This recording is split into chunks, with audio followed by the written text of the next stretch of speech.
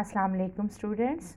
This is the subject of Home Management and Housing 1 for BS2 semester 3rd. Our today's topic is saving. In this topic we will discuss what is saving and what are the methods of doing saving at home level and what is the importance of saving. Saving generally means to put any specific amount of income or any commodity for future use. Now the question is that why people save? People save for future use, after retirement use, for needs and wants which are very costly and such as dowries etc., to construct a new house, to buy a new car, to start a new business. Now where people save?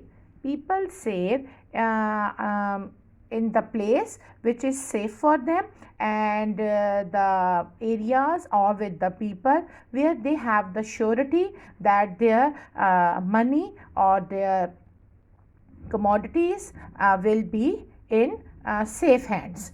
Now different places or forms of saving are commercial banks, NDFS certificates, NIT units, insurance bonds, khas deposit account, defense savings certificates, price bonds, stock and shares, committees, saving and current accounts, Mahana Amdani account, fixed deposit amount, jewelry, houses, lands and no doubt business. All these are the main and the most common spaces or places where people save. Now what is the importance of saving?